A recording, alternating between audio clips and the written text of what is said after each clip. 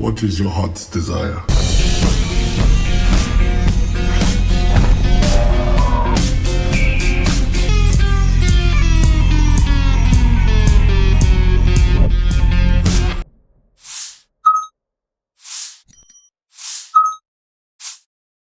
The film begins with a solitary British scholar, Alethea, as she travels to Istanbul to give a talk on how science and myths are interconnected. As she exits the plane, a strange, glowing man, unseen by anyone else, tries to steer her luggage cart towards something he calls the mystery. But when Alethea's colleagues appear, the odd man flees. She tells her friends about the incident, and they laugh, joking that she must have seen a djinn. Later, during the conference, Alethea notices another glowing figure in the crowd. Again, no one else seems to see him. As she starts explaining how old gods evolved into science and ancient myths became metaphors, the figure yells, "Nonsense!" leaps onto her, and causes her to faint. She regains consciousness just a few minutes later, and her colleagues escort her back to her hotel room as the audience gives her a round of applause. After the event, Alethea ignores her friends' concerns and goes shopping for antiques in the city, promising she's fine. In one of the shops, she comes across a small, odd blue bottle and chooses to buy it instead of anything more elaborate. The next morning in her hotel, she cleans the bottle and manages to open it, releasing a massive genie who fills the room.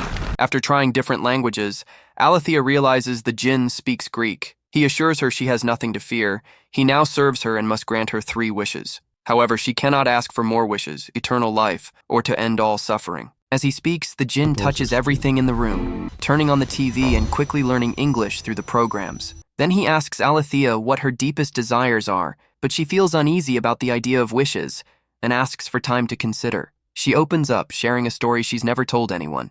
Back when she was a lonely kid at an all-girls boarding school, a mysterious, magical boy would visit her during tough times. They'd speak in a made-up language only they understood. Not knowing how long he'd stay, she documented everything about him. But the more she tried to ground him in reality, the more she started to doubt herself. Feeling foolish, she eventually burned all her notes in the school furnace and never saw him again. Their conversation is interrupted when her breakfast arrives, but she doesn't open the door until Djinn disappears. After hanging a "Do Not Disturb" sign, Alethea turns to find the djinn has shrunk in size and transformed her simple breakfast into a luxurious spread. To delay making a wish, Alethea asks how he ended up in the bottle. Djinn says it's his 3rd time being trapped, all because he's a fool for talking to women.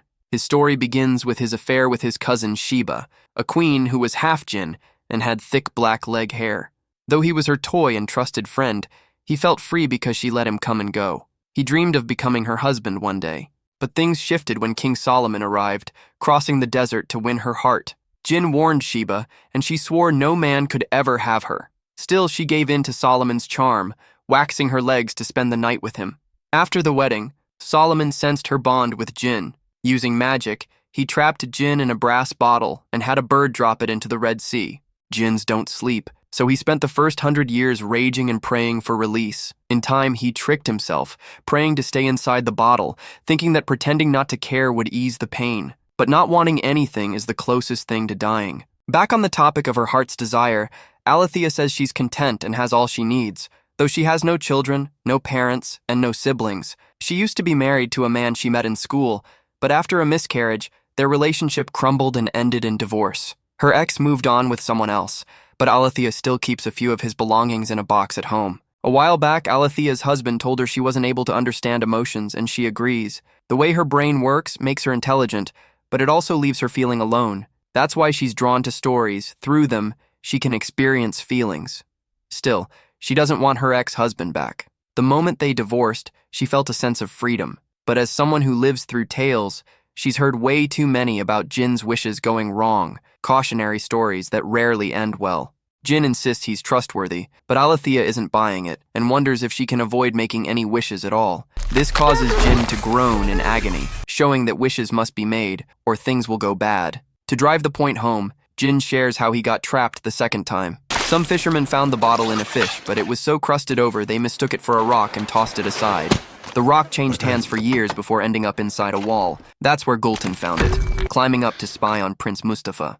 Gulten was a slave in the harem courtyard and passed out when she opened the bottle. When she came to, she instantly knew what she wanted. to be one of Mustafa's concubines. Djinn made it happen, and Gulten got to enjoy her new role. She hid the bottle beneath a heavy tile in a hidden bathroom, waiting to use her other wishes. Meanwhile, Djinn roamed around learning about people. That's when he noticed Hurrem, the Sultan's top slave and a master manipulator, working to secure the throne for her sons. She had spies watching Mustafa. Djinn feared Gulten would be caught in a trap and warned her, but she ignored him and wished to carry Mustafa's child. At the same time, the Sultan's soldiers were doubting his strength, and Hurrem claimed Mustafa was plotting to seize power. Faced with a tough choice, the Sultan summoned Mustafa and killed him without a word. Djinn rushed to Gulten, urging her to use her third wish and escape, but she didn't believe him and ran right into the guards. One of them, a servant of the demon asses, had powers that could stop Djinn.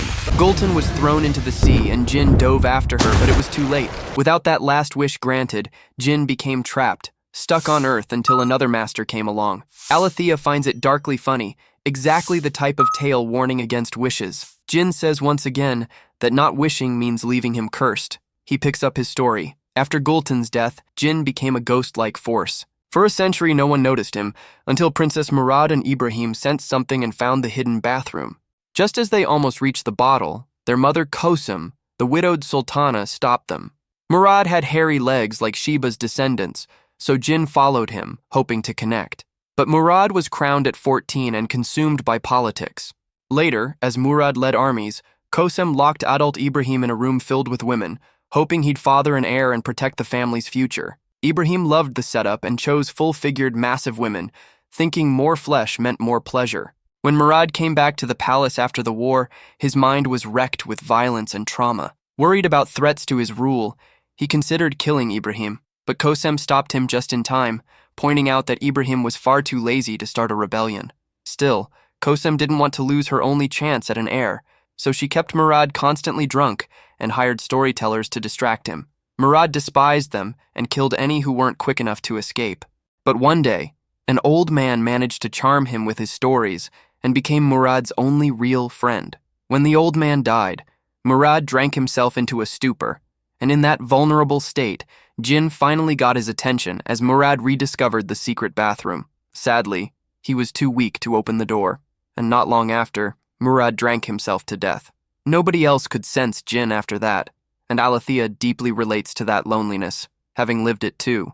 Back to the story. When Ibrahim was forced out of his room and put on the throne, he gave his favorite concubine, Sugar Lump, the title of governor of Damascus. With this power, Sugar Lump had freedom to wander and ended up discovering the secret bathroom. Her weight broke the tile when she fell, revealing the hidden bottle. When Djinn appeared, Sugar Lump didn't trust him. He smelled terrible and kept pleading for a wish, so she figured he was some kind of trickster. Her wish was simple. She told Djinn to go back into his bottle and sink to the bottom of the Bosphorus. To Alethea, this just proves again that wishing never ends well. She considers passing Djinn on to someone more open-minded, but Djinn refuses to go back in the bottle. Next, Alethea makes 3 quick, silly wishes, like wanting a sip of her tea, but they fail because a wish must come from true desire. An argument breaks out, and Djinn calls her a coward. In turn, Alethea starts thinking maybe she should wish they'd never met. That thought makes Djinn cry out in pain, begging her to stop. His bottle shatters, and a strange force causes the electronics in the room to glitch for a few seconds. Alethea suspects this has happened before, and Djinn begins telling the third and final story. Zephyr was an orphan, married off at 12 to a rich old merchant. He already had 2 older wives who hated fire, and Zephyr felt like everyone around her, even the servants, was always mocking her. One day, her husband saw a bottle fall out of a fish the cook was cleaning and gave it to her as a gift after she pleased him. Zephyr opened it, and Djinn noticed how sharp she was. He shared his story with her, which inspired her to show off all the things she'd created in secret. But because she was a woman, nobody took her seriously. That judgment made her feel like she had power she couldn't use. Her first wish was for all the knowledge she could handle, and Djinn happily gave it to her by bringing piles of books. They hid the books in magical bottles so her husband wouldn't find them. Djinn spent his time teaching her languages, science, and other subjects. Eventually, they fell in love. As she grew more confident, Zephyr stood up to her husband. But her husband's obsession didn't stop. Whenever she had to be with him, Djinn would leave the room and fly through the skies to gather stories. He told Zephyr this when he came back. Her second wish came when she couldn't solve a tough ancient math problem, so she asked to see the world as Djinns do. This opened her mind to all the answers and also got her pregnant with Djinn's child. He was thrilled and didn't want to return to the Djinn realm, so he kept her from making the third wish. But this made Zephyr feel like Djinn was just another man trying to control her, like her husband.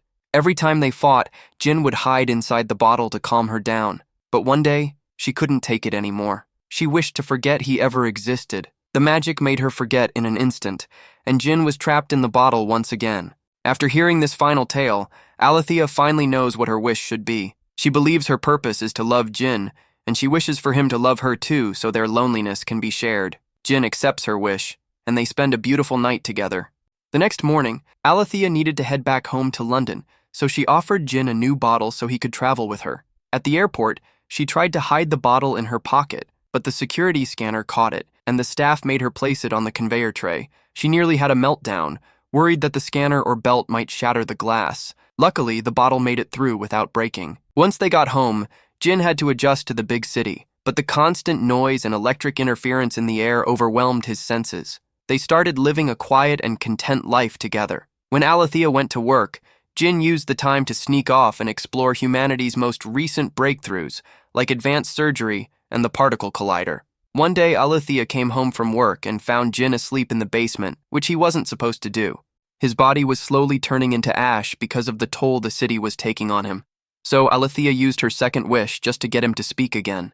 They had a serious conversation, and Alethea realized she had made a mistake by forcing love between them. She decided to finally set him free. The bottle shattered, and Djinn returned to his original realm.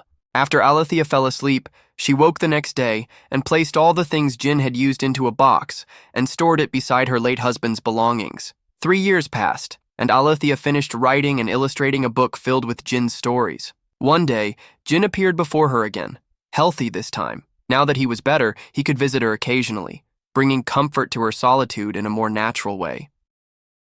Subscribe for more videos like this, turn on notifications, and leave a like to support the channel. Thank you for watching.